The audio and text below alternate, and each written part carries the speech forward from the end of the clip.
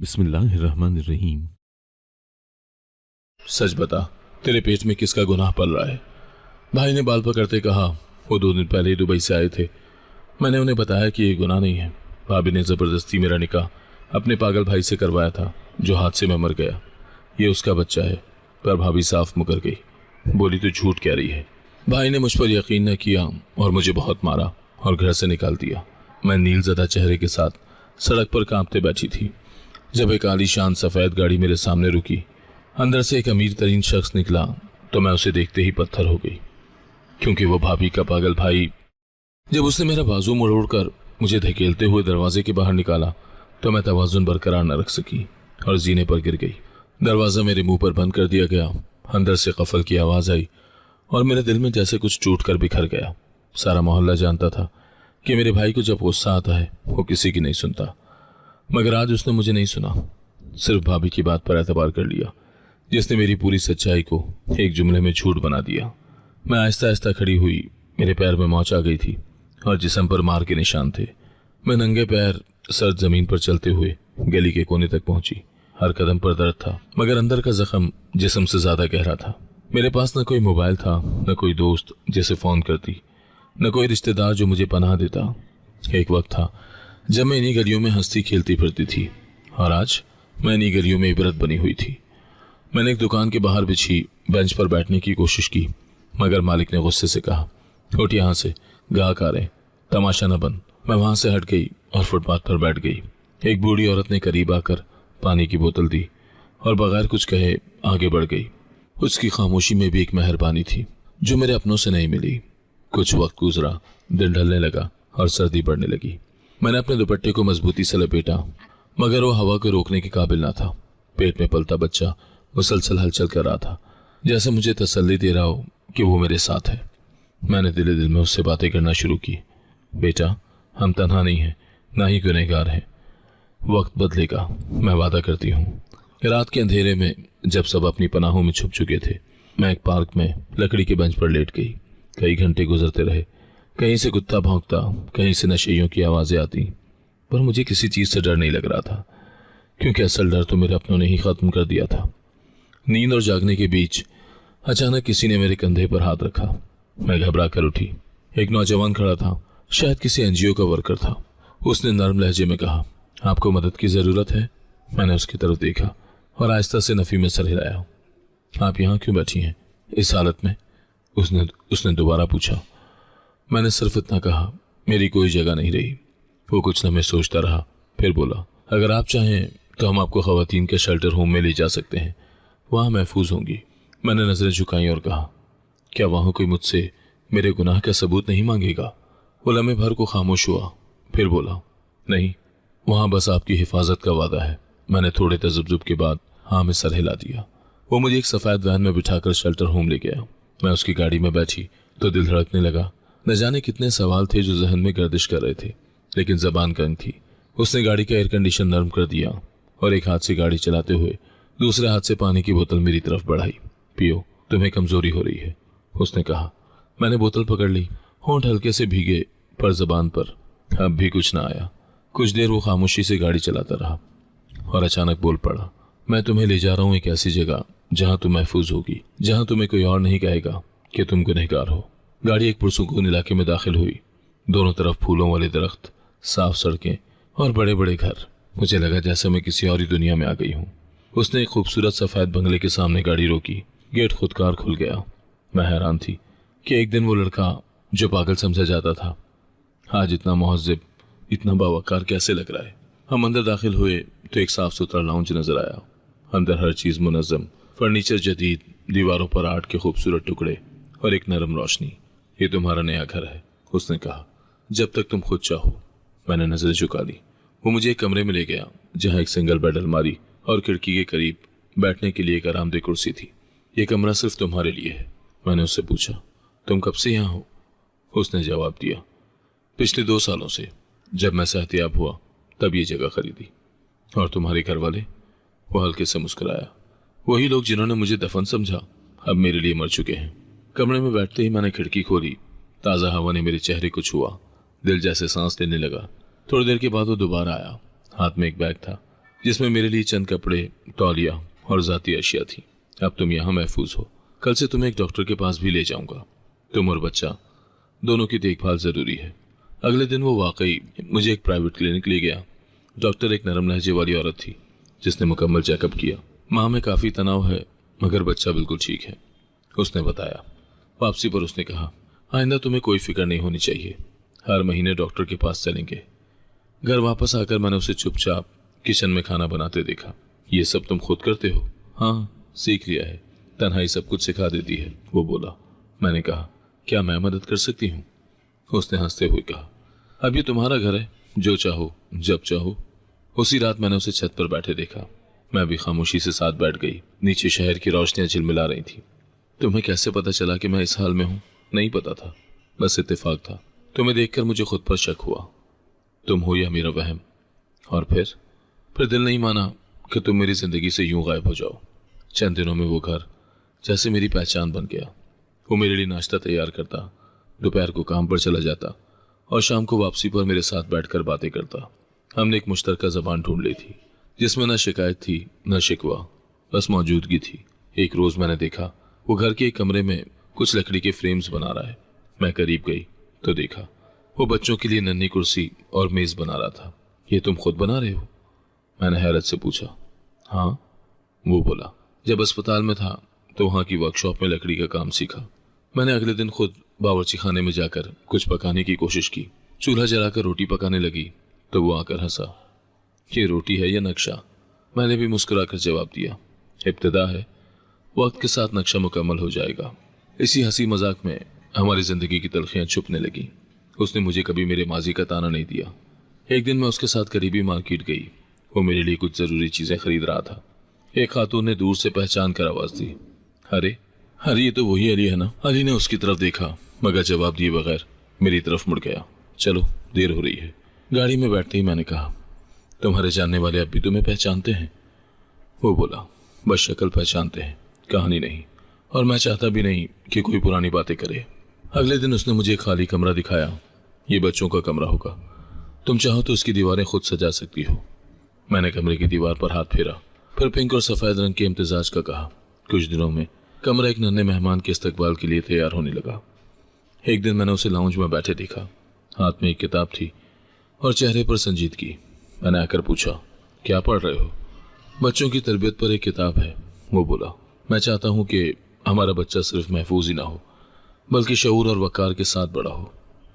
शाम को अक्सर छत पर बैठते, वो चाय बनाता और हम खामोशी से शाम के रंग बदलते देखते। एक दिन उसने अचानक कहा, तुम्हें पता है, अब जब मैं आईने में देखता हूँ तो खुद को पहचानता हूँ, तुम्हारी वजह से। मैंने नजरें झुका ली। दिल में एक नरम सी लहर उठी और वो लम्हा मेरे लिए सच्चाई की गवाही बन गया। हफ्ते के आखिर में हम अस्पताल दोबारा गए। इस बार डॉक्टर ने मुकम्मल स्कैन किया और बताया कि बच्चा तंदुरुस्त है। बाहर आकर अली ने कहा, अब तुम हर हफ्ते यहाँ होगी और मैं साथ आऊँगा। मैंने हंसते हुए कहा, बहुत खुश नसीब हो कि तुम्हारा निकाहशुदा बच्चा है, वरना लोग और बातें बनाते। वो मुस्कुराया, हम किसी को सफाई देने के पाबंद नहीं, हम अपना सच जानते हैं, बस वही काफ़ी है। एक दिन अली ने मुझे एक फाइल थमाई। ये कुछ कागजात हैं हमारे निकाह के, कानूनी इंदराज मुकम्मल हो गया है, अब तुम मेरे नाम से जानी जाओगी। मेरे हाथ लरस गए। वो मेरे लिए सब कुछ कर रहा था और बगैर किसी शर्त के। मैंने कहा, अगर कभी कोई तुम्हारे सामने आकर मुझ पर उंगली उठाए तो क्या करोगे? वो बोला, जो इंसान अपने पीछे सच्चाई रखता हो उसे किसी उंगली से खौफ नहीं होता। उस दिन मैंने पहली बार उसके कदमों में बैठकर हाथ पकड़कर कहा, तुम मेरे रब की तरफ से भेजी हुई रहमत हो। कभी कभी रात को मैं ख्वाब में पुराने घर को देखती जहां मेरे भाई की चीखें और भाभी की इल्जाम तराशियां गूंजती थीं, मगर जागते ही अली की मौजूदगी सब कुछ मिटा देती। एक सुबह जब सूरज की रोशनी कमरे में दाखिल हुई, अली ने मेरे लिए ताज़ा फूल रखे। एक कार्ड भी था जिस पर लिखा था, नई जिंदगी मुबारक हो। वो दिन हमारे लिए खास था। हमने बाजार जाकर बच्चे के लिए चंद और चीज़ें खरीदी, कुछ कपड़े, एक छोटा सा टेडी बियर और एक तस्वीरी एल्बम जिसमें हम अपने आने वाले दिनों की यादें महफूज करना चाहते थे। अली ने पहली तस्वीर मेरे लिए खींची जिसमें मैं एक हल्की सी मुस्कुराहट के साथ खिड़की के पास खड़ी थी। शाम को जब मैंने खाना बनाया तो अली ने कहा, यही जायका तो मुझे जिंदा रखे हुए है। मैंने मुस्कुरा कर कहा, फिर तो तुम्हें हर दिन जीना होगा क्योंकि अब मैं रोज़ खाना पकाऊंगी। कमरे में रात को कमरे में रात को बैठे हमने आने वाले दिनों की बातें की, बच्चों के नामों पर मजाक किया और अपने ख्वाबों के रंग तरतीब दिए। अली ने कहा, मैं चाहता हूं कि जब बच्चा बड़ा हो तो कहे कि मेरे माँ बाप ने मुझे इज्जत, मोहब्बत और वक़ार दिया। मैंने दिल से दुआ की, आमीन। हम दोनों छत पर बैठे थे, चाय की भाप फिजा में घुल रही थी और शाम का आसमान नारंगी हो चुका था। उसने जैसे ही अपनी सच्चाई बयान की, मैं हैरत में गुम हो गई। मैं उस वक्त को सोचने लगी जब मुझे लगा था वो मर चुका है और आज वो मेरे सामने बैठा अपने जीने की कहानी सुना रहा था। मैंने कहा, तुमने नई जिंदगी शुरू की, पर मैं तो वहीं की वहीं रह गई, बस एक बोझ के साथ। उसने मेरा हाथ थामा, अब तुम अकेली नहीं हो। जो वक्त गुजर गया वो गया, मगर अब जो आने वाला है वो हमारा है। हम नीचे आए और मैंने कहा, मुझे तुम्हारी कहानी सुननी है, पूरी, बगैर किसी कमी के। वो मुझे लाउंज में ले आया, किताबों के बीच एक पुराना डायरी नुमा रजिस्टर निकाला और बोला, ये मेरा सच है जो मैंने अस्पताल से निकलने के बाद लिखना शुरू किया था। मैंने सफ़ात पलटना शुरू किए, वहाँ तारीखवार वो दिन लिखे गए थे जब वो होश में आया, जब उसने नर्स को पहचाना, जब पहली बार उसने दोबारा अपने पैरों पर चलने की कोशिश की। एक सफ़े पर लिखा था, आज मैंने पहली बार आईने में खुद को देखा, बहुत कुछ बदल गया है, मगर मेरी आंखों में वही सवाल है, क्या वो जिंदा होगी? मैंने कहा, तुमने मुझे ढूंढा कैसे? वो बोला, शुरू में याददाश्त ही नहीं थी, लेकिन जब होश आया तो तुम्हारा चेहरा एक ख्वाब की तरह बार बार आता रहा। मैंने अखबार, रिकॉर्ड, सोशल मीडिया, हर चीज़ छानी, मगर तुम्हारा नाम जैसे मिटा दिया गया था। और फिर मैंने खुद को मजबूत किया, काम शुरू किया, शनाख्त बदली और किस्मत ने मुझे तुम्हारे सामने ला खड़ा किया। एक दिन वो मुझे शहर के एक पुराने हिस्से में ले गया जहां वो नर्स रहती थी जिसने उसे बचाया था। वो अब रिटायर हो चुकी थी, मगर उसका चेहरा अब भी मेहरबान था। यह है नायला, मेरी सब कुछ। अली ने नर्स का तारुफ करवाया। नर्स ने मेरे सर पर हाथ रखा, बेटा, अली ने सिर्फ जिस्मानी नहीं, रूहानी तौर पर भी दोबारा जन्म लिया है। तुम इसका हिस्सा हो और ये मेरे लिए खुशी की बात है। नर्स के घर के बाहर एक छोटा सा बाग था जहाँ फूल खिले थे। हम कुछ देर वहाँ बैठे।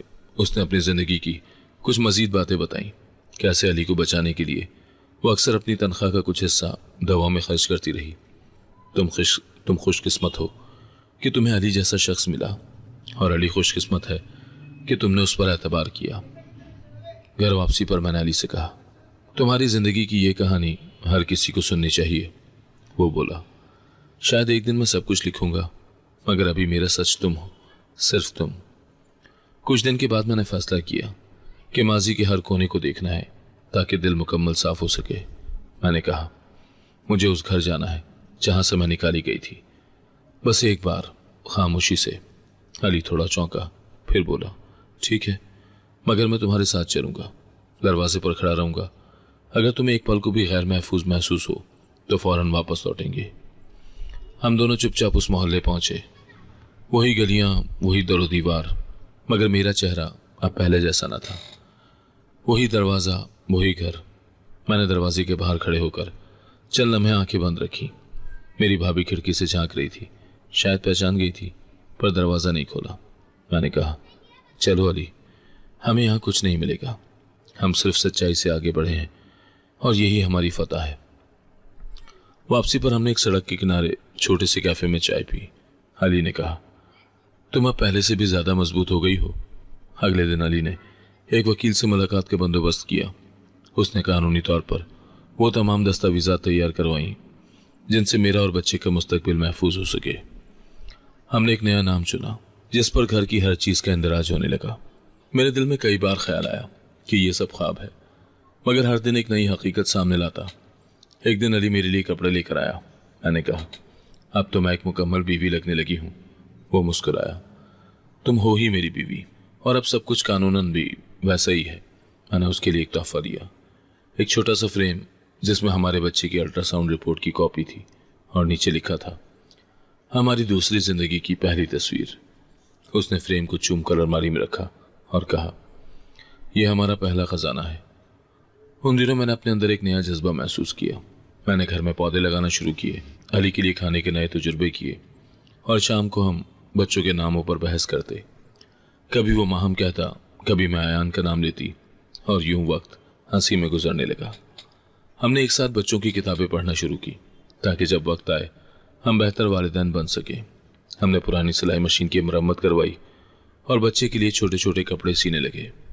हर टांका जैसे एक दुआ था। हम दोनों अब एक दूसरे के सच, एक दूसरे के गवाह और एक दूसरे की पनाह बन चुके थे। मेरे नए शनाख्ती कार्ड पर जब नया नाम आया तो अली ने सबसे पहले वो कार्ड मेरे हाथ में दिया। ये सिर्फ तुम्हारा हक नहीं, तुम्हारा फख्र भी है। मैंने उसे अपने हाथ में पकड़ा। तस्वीरें, दस्तखत, सब कुछ नया था, जैसे मेरी पुरानी शनाख्त, पुराना दुख सब खत्म हो गए हों। उसने घर के दरवाजे पर एक प्लेट लगवाई जिस पर हमारे नाम कुंदा थे। मैं उसे देखकर हैरान रह गई। ये तुमने कब करवाया? वो हंसा।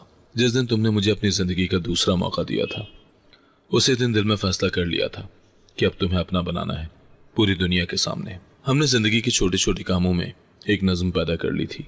नाश्ते से पहले वो मेरे लिए चाय बनाता और मैं उसके लिए पराठे बनाने की कोशिश करती। वो अक्सर कहता, ये दुनिया की सबसे खास चाय है क्योंकि तुम्हारे खामोश हाथों से आई है।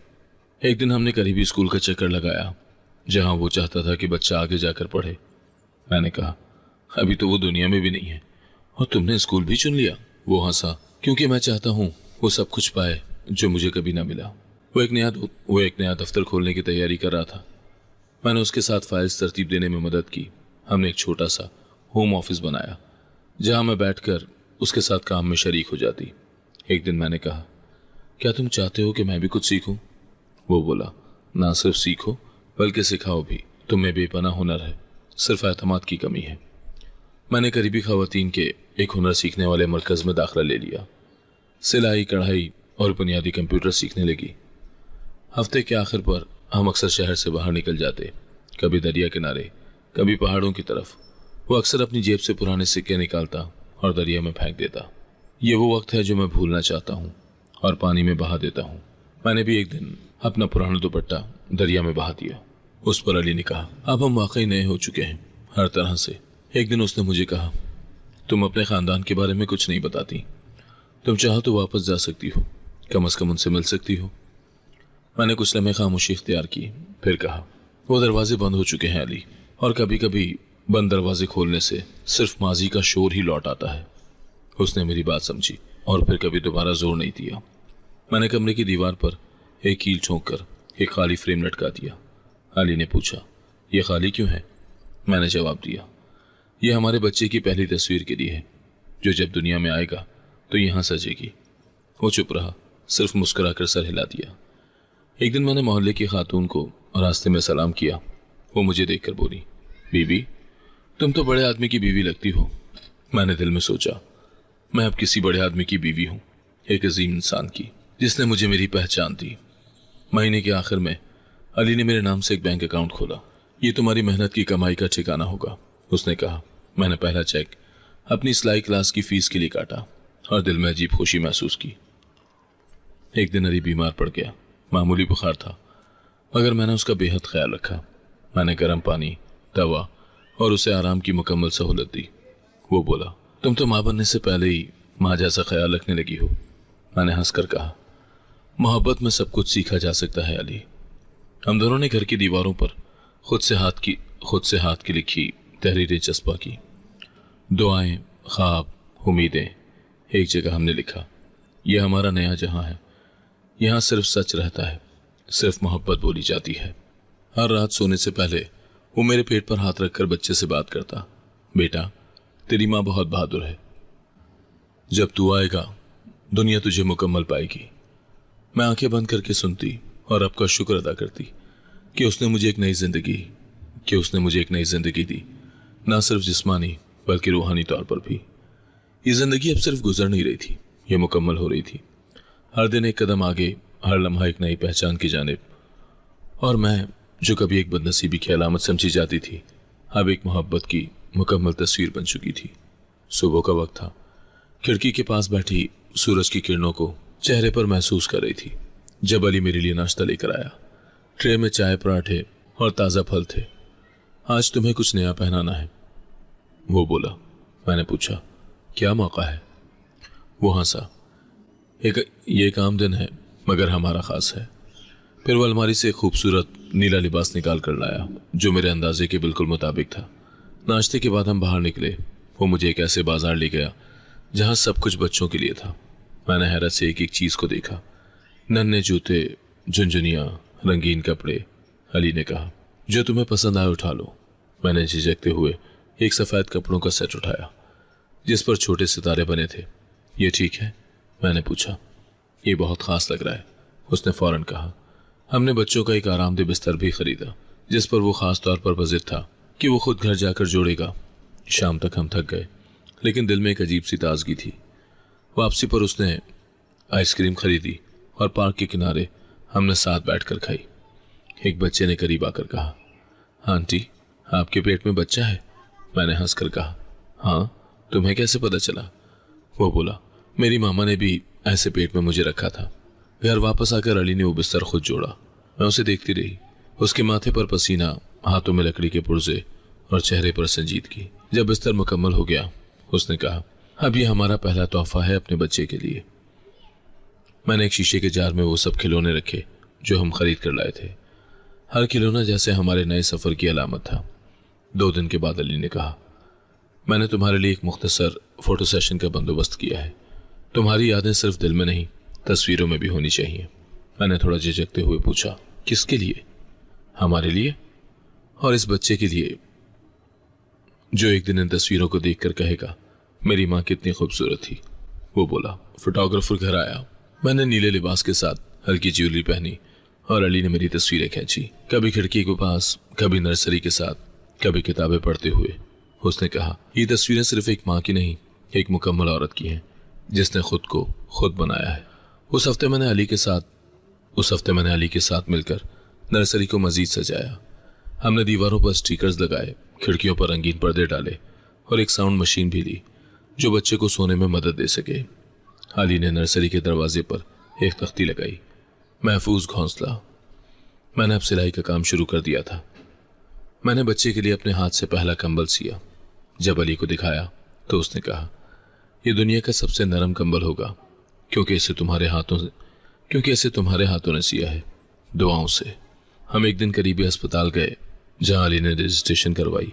अगर कुछ भी हो हम फौरन यहाँ आएंगे, उसने कहा। वहां मौजूद नर्सेज ने मुझे मशवरे दिए।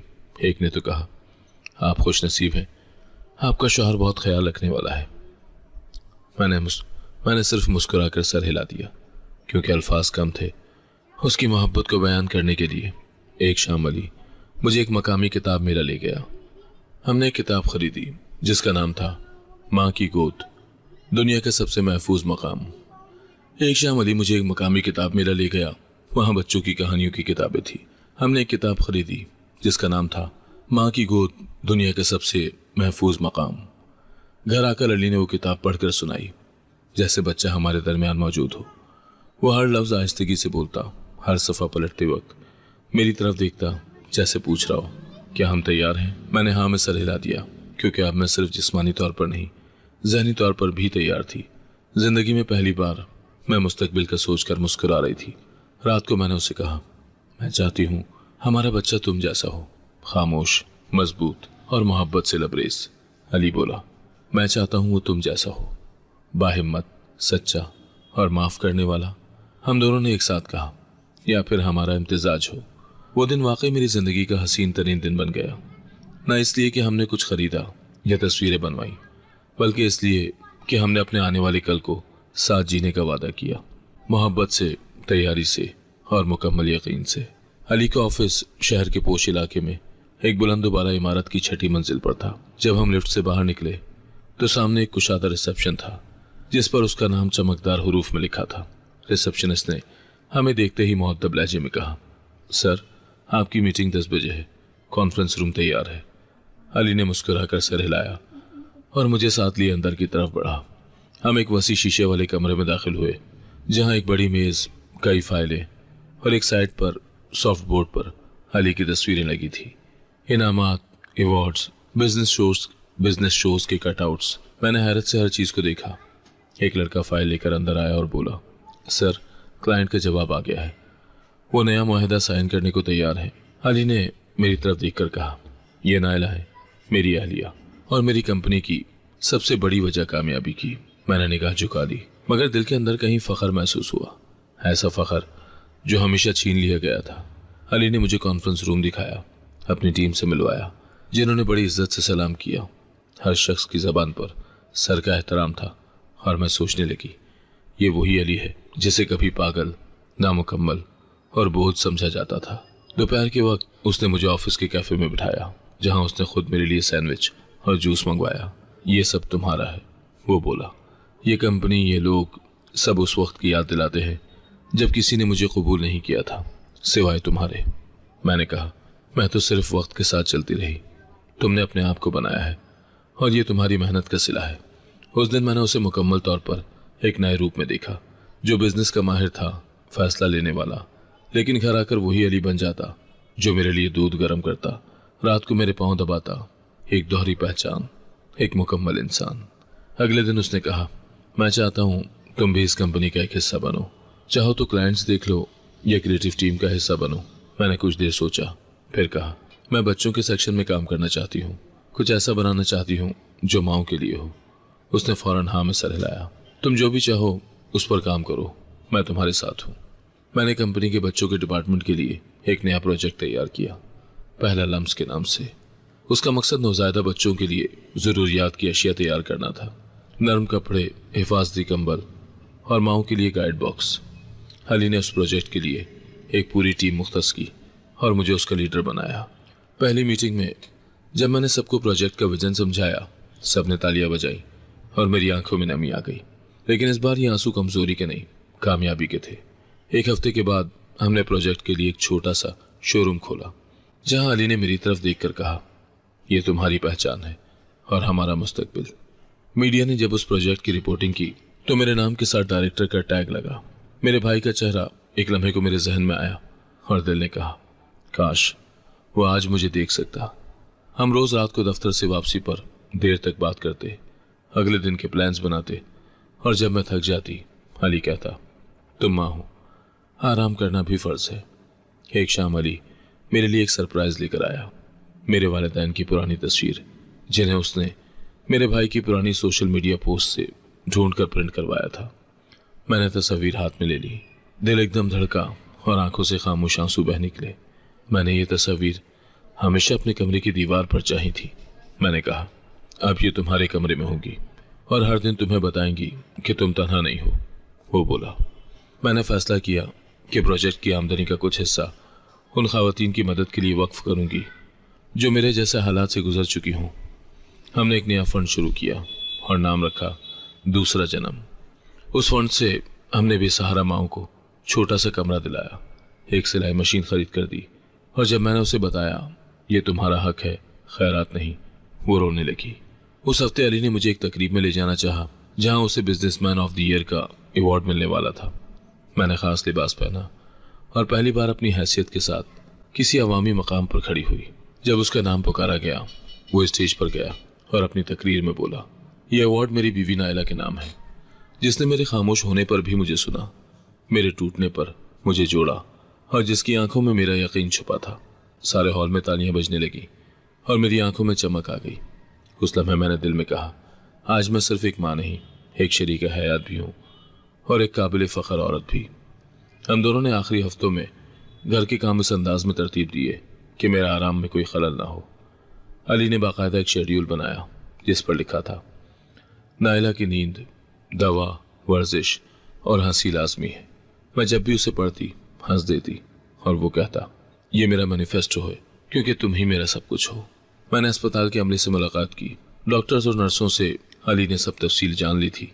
एक दिन मैंने कहा, तुम तो मुझसे भी ज़्यादा तैयार हो। वो मुस्कुराया।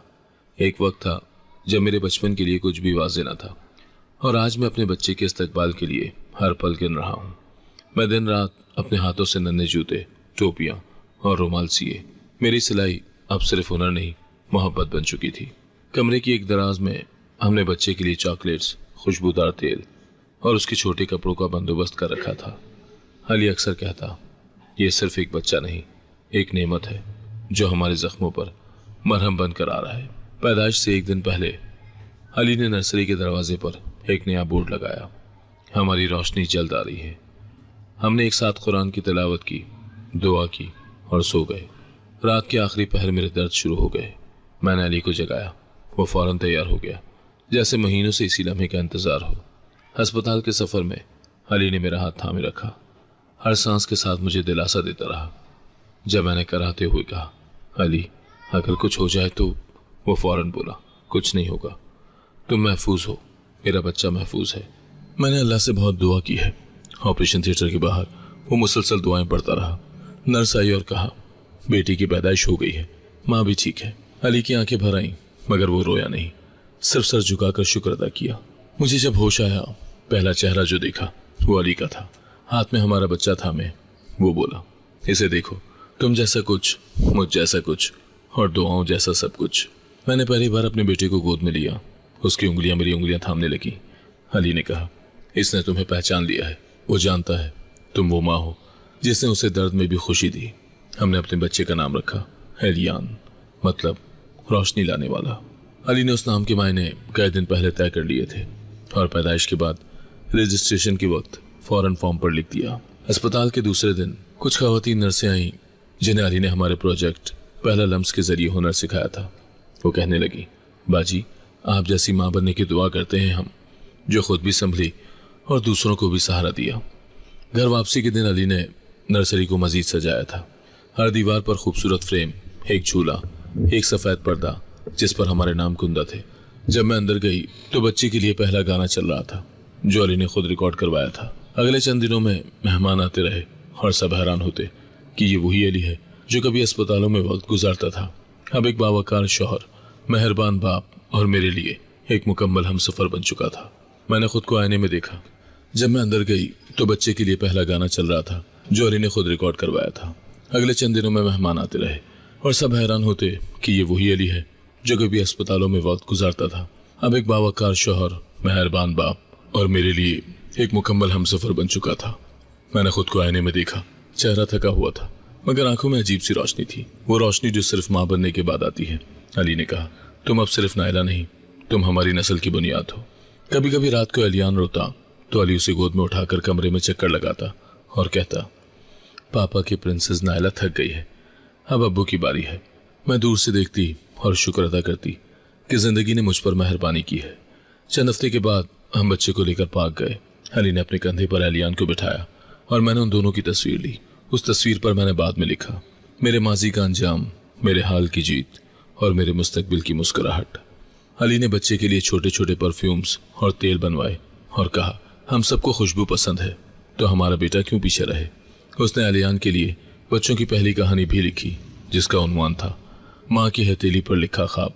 हमने हर लम्हे को महफूज करना शुरू किया, हर पहली मुस्कुराहट, हर पहली आवाज़, हर नई हरकत। मैंने अपनी डायरी में सब कुछ लिखा क्योंकि मैं चाहती थी कि एलियान एक दिन जब ये सब पढ़े कि उसकी माँ और बाप ने उसे कितना चाहा था। एक दिन अली ने कहा, एलियान को तुम्हारी कहानी सुनाऊंगा कि कैसे तुमने अंधेरे से रोशनी का सफ़र तय किया। मैंने जवाब दिया, तब वो सीखेगा कि सिर्फ खून का रिश्ता अहम नहीं होता, बल्कि साथ जीने वाला ही असल रिश्ता होता है। हम तीनों अब एक मुकम्मल कहानी थे और ये कहानी मोहब्बत, सच और इस्तिकामत की वो मिसाल बन चुकी थी जो शायद कभी लिखी ही नहीं गई थी। अली ने सुबह नाश्ते के बाद मुझसे पूछा, क्या तुम वाकई तैयार हो? तुम जानती हो ये मुलाकात सिर्फ रस्मी नहीं होगी। मैंने जवाब दिया, तैयार तो कभी न थी, मगर आज खामोशी तोड़ दी जाए तो शायद मेरे अंदर की बेवजनी ख़त्म हो जाए। उस दिन अली ने पुराने रवाबत से भाई और भाभी की मौजूदा रिहाइश मालूम की। वो अब शहर के दूसरे किनारे एक अपार्टमेंट में रहते थे। मैंने कहा, अगर वो ना आए तो कोई गिला नहीं, लेकिन अगर आ जाएं तो एक दरवाज़ा बंद होने से पहले उन्हें मेरी ज़िंदगी का मुकम्मल चेहरा देखने देना चाहती हूँ। कई दिनों के बाद अली ने मुझे बताया, मैंने उन्हें दावत दे दी है, बस ये नहीं बताया कि मैं कौन हूँ। मैंने इस बात में सर हिलाया। दिल में एक अजीब बेचैनी थी, जैसे माजी की कोई दरार दोबारा खुलने वाली हो। जिस दिन वो आए, घर में खामोशी छाई हुई थी। मैंने एलियान को तैयार किया। सफ़ेद लिबास में लिपटा हुआ, नन्हे हाथ मेरे दुपट्टे से खेल रहे थे। दरवाजे पर बेल बजी। अली ने खुद दरवाज़ा खोला। भाई और भाभी अंदर दाखिल हुए। भाभी का चेहरा सख्त और भाई की आंखों में उलझन थी। जैसे ही उन्होंने अली को देखा, चंद लम्हे साकत खड़े रहे। ये तो, भाभी के लब कांपने लगे। तुम तो, अली ने नरमी से कहा, मैं जिंदा हूँ और सलामत, तुम लोगों ने मेरे बारे में जो माना था वो झूठ था। भाई ने नजर चुरा ली। मैं कमरे के अंदर से निकली, एलियान को गोद में लिए। ये मेरा बेटा है, मैंने आहिस्ता से कहा, और ये वही सच है जिसे तुम दोनों ने झुठलाया था। कमरे में जैसे एक भारी खामोशी छा गई। भाभी की रंगत उड़ चुकी थी। हमने कहा, इसकी माफी नहीं, मगर भाई की आवाज रुकी। हमने जो किया उसकी माफी नहीं, मगर भाई की आवाज रुकी। मैंने कहा, माफी की जरूरत नहीं, मैं बस चाहती थी कि तुम दोनों हकीकत अपनी आंखों से देख लो। अली ने उन्हें बैठने को कहा, लेकिन वो दोनों कुछ देर खड़े रहे, फिर आहिस्ता आहिस्ता सोफे पर बैठ गए। ये जगह खूबसूरत है। भाई ने बेरब्त गुफ्तगू शुरू की। अली ने नरमी से कहा, यह घर सिर्फ दीवारों से नहीं बना, यह हर दिन की सच्चाई से जुड़ा है। भाभी ने पहली बार मेरी तरफ देखा और बोली, मैंने सोचा नहीं था कि तुम हमें यूं दिखोगी जीते हुए, इज्जत के साथ। मैंने कहा, मैंने भी कभी नहीं सोचा था कि एक दिन तुम दोनों मेरी आंखों में देखकर खामोश रहोगे। अली ने चाय मंगवाई। जब चाय आई हम चारों बैठे, लेकिन अल्फाज कम और नजर ज्यादा बोल रही थी। भाई ने एलियान की तरफ देखा। ये तो बिल्कुल जी अपने बाप जैसा है, अली ने खुद कहा। भाई की नजरें झुक गईं।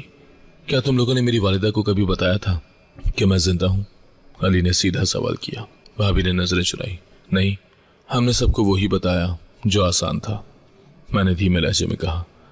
आसानी के लिए सच कुर्बान कर दिया जाता है, लेकिन एक न एक दिन वो वापस आता है और आंखों में झांक कर सवाल करता है।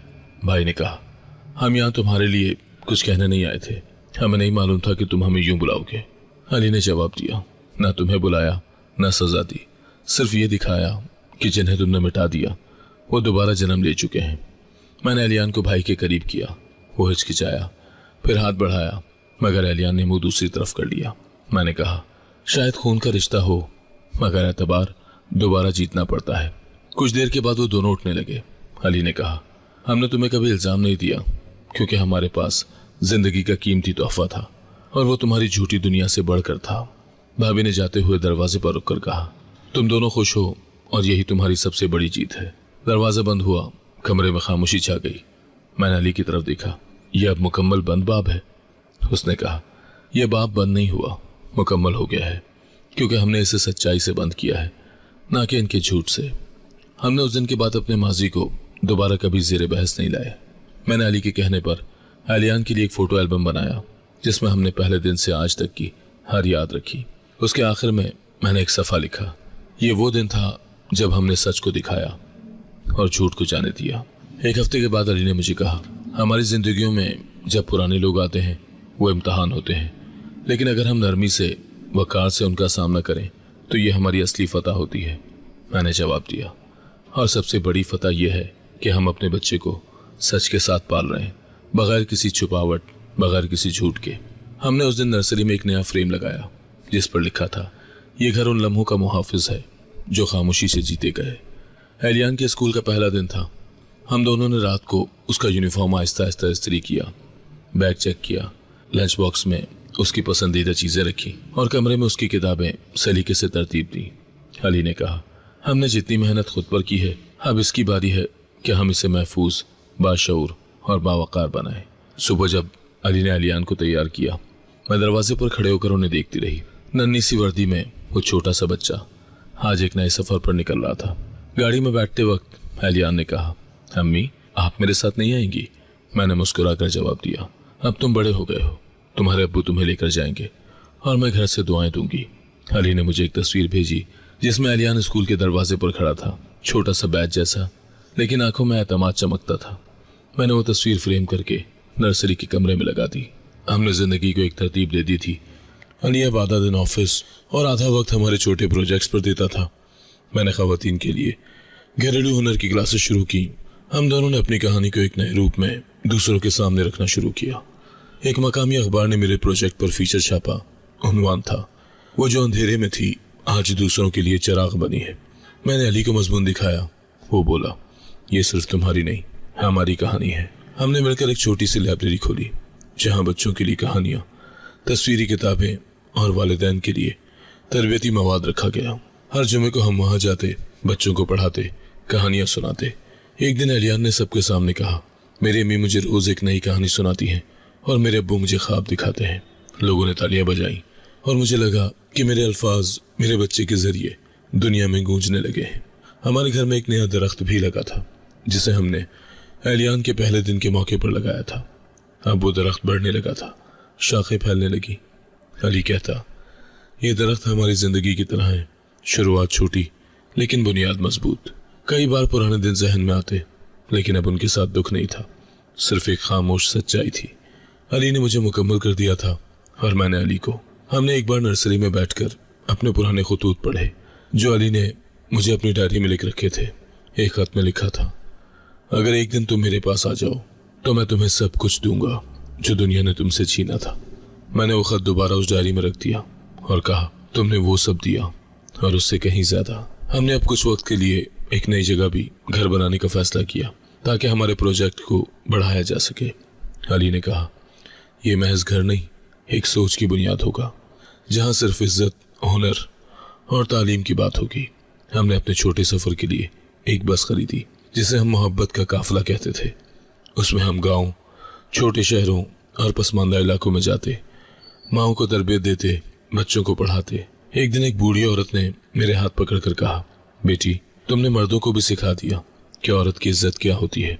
अली ने कहा, मैंने तुमसे सिर्फ मोहब्बत नहीं की, मैंने तुमसे जीना सीखा। मैंने जवाब दिया, और मैंने तुमसे हारने के बाद जीतने का हुनर सीखा। हमने हर साल एलियान की सालगिरह एक नए काम से मनाई।